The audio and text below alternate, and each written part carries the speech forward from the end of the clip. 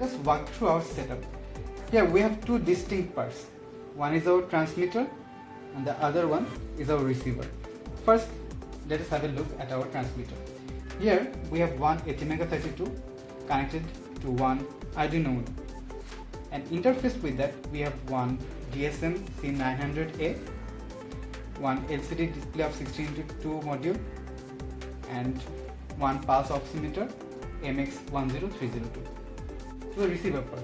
In the receiver part we have one Arduino Uno, and connected to that we have one ATmega32.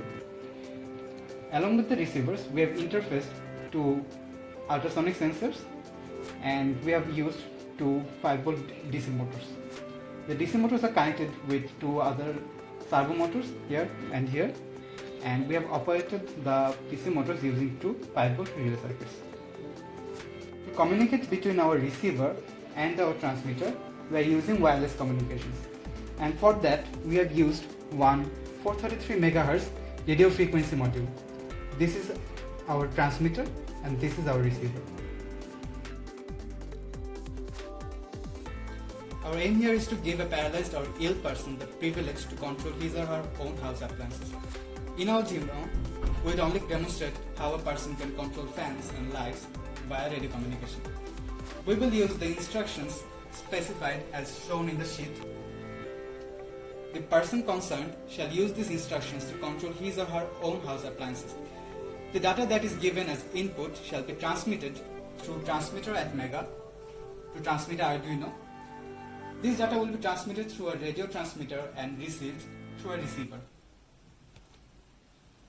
Then the receiver Arduino shall determine the presence of the patient in either of the rooms and transmit positional data to the room control at Mega.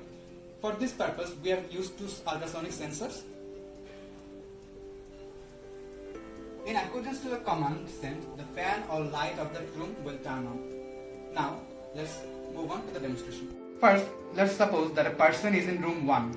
Let's say he wishes to turn on the light in this room. Now let's see how that happens.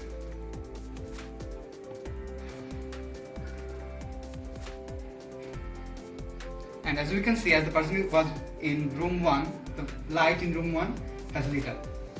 Now, let's say he wishes to turn off the lights. So he would have to give the commands as given in the sheets of turning off the light. And thus, the light will be turned off. Now, let's say the person moves to another room. Now, we will continue our demonstration in room number 2. The person will wish to turn on the lights in room 2.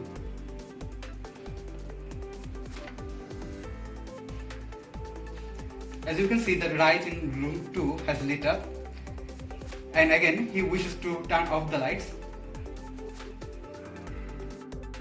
Light is turned off. Fans. The fans are held on by a servo motor for accurately positioning the fan towards the person. The positional data is gathered by the ultrasonic sensors, and now let's see how we can turn on the fans. The command will be given as shown in the sheet. We'll have to give the specific commands, and this LCD will show turn on fan, and the fan will automatically start moving. The servo will also determine the position of the person and move towards the direction. Now we wish to turn off the fan. For that, we'll have to give the specific commands, and LCD will show turn off fan, and then the fan is turned off. Now, what if we want to change the position of the person? Let's say he goes behind. Now let's see what happens. We want to turn on the fans. You will see the servo will move towards the direction, and the fan will start moving. Then we will turn off the fans and see what happens. The fan is turned off. We also want to give our patient the opportunity to communicate with the outside world via mobile communications. For this, we'd use the GSM SIM900A. A person shall avail 3 types of mobile communications. 1.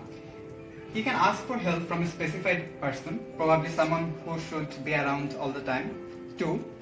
We can call the medics for any kind of medical emergency that could include cardiac arrest or stroke or any other health concerns. And 3. He can make call to a relative that he wishes. Now first let's demonstrate how he can ask for help. After pressing button, the command will show on the LCD. Now let's wait for a while for the message to come.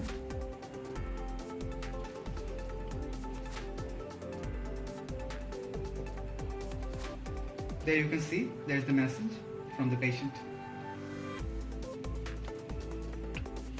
Now let's see if what the person would do if he wants to call for medics.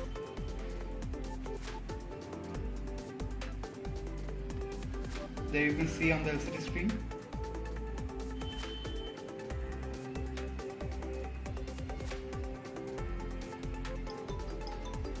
And the call has come. Third option, the patient should have the opportunity to call a relative.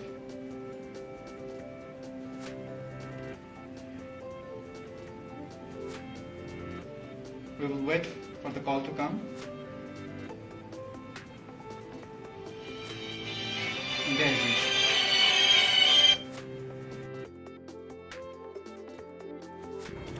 This is our heart rate sensor.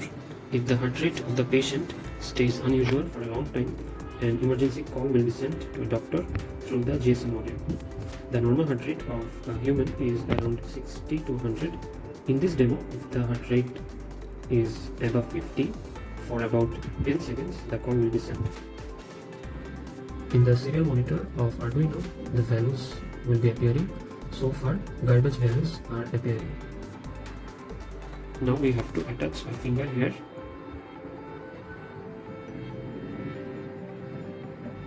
Here we can see that actual values are coming, 93, 100,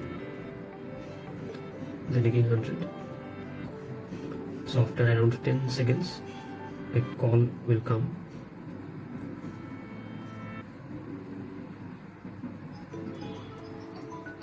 Here we can see that the call has come.